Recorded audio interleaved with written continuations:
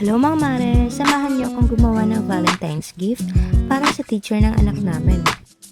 First time ko nga lang palang gumawa ng ganito. Kaya kung may mapapansin po kayong mali, pasensya na po, hindi po ako professional. Isa nga pala to sa mga kinakahiligan kong gawin. Stress reliever pa nga kung minsan. So ayun na nga, bale nagprint lang ako ng magiging papel ng notepad. Ayan, pakat-cut lang. Bale tinry ko nga pala muna siya sa ruler. Actually, meron naman talaga akong paper cutter, pero ngayon, tinry ko muna siya sa ruler para makita ko kung alin ang mas maganda. I mean, kung alin ang mas magandang gamitin sa pagkakat. Bale sa ruler nga, minsan tumatabi. Ewan ko ba dyan, lumilihis ng landas. So ito, papakita ko naman sa inyo kung paano mag-cut gamit ang paper cutter. So para sa akin, mas madali talaga pag paper cutter yung gamit nyo. Papantayin mo lang siya and then ayun, cut-cut na lang. So natapos na nga ang ating pagkakat ng mga papel. Kaya i-next naman natin ang cover.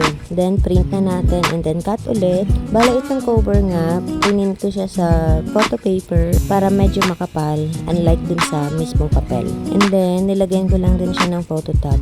Actually guys, sinasabi ko nga first time kong gawin to, nagkamali talaga ako ng unang gawa ko. Eto, papakita ko sa inyo yung unang pagkakamali ko. So yung unang paglagay ko ng photo top, dapat pala kung ano yung size ng photo paper mo, dapat ganun din yung size ng photo top. So ayan ang nangyari, balik kinain siya kasi may dikit nga yung photo top natin. Kaya kung makikita nyo, hindi bumalik yung photo paper kasi nga kinain siya. Ayan, kapag malala ako. At buti na lang talaga mahilig akong mga likot, kaya ayan, naayos din natin yung laminator. Skube, inabot ata ako ng isang oras dyan kakaayos ng laminator kasi sobrang grabe talaga, hindi ko talaga alam kung paano ayusin yun. Nanood lang talaga ako sa YouTube. So, ayan, tapos na nga natin i-laminate to. Cut na lang natin ulit para meron tayong front and back. Then, mag-i-start na ako mag-glue. Yan lang naman yung mga kailangan dyan sa paggawa ng notepad. Ayan, papantayin ko lang siya. Bale, hindi talaga siya nagpapantay kasi hindi talaga pantay yung mga cuts ko. Ewan ko ba? Sorry na, hindi tayo perfect So, ayun na nga, bale, lalagyan na natin siya ng glue. Ikalat-kalat nyo lang yan. Gamitin nyo na lang yung brush para ipangkalat yung glue. Then, lalagyan lang natin siya ng pabigat. Hindi nga pala okay yung paglagay ko ng clip kasi hindi nagpapantay. So, tinanggal ko na lang. Bale, hayaan na lang natin muna siya ng mga ilang minuto para matuyo. And then, pagkatuyo na siya, pwede na natin siyang tanggalin. And, we're done! Ayun na siya. Super cute niya. Super liit lang niya.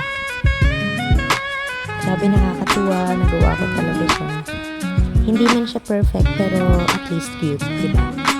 Meron pa nga palang ibang kasama yung gift na yan. Ipapakita ko ulit sa next video ko. Abangan nyo na lang. Salamat!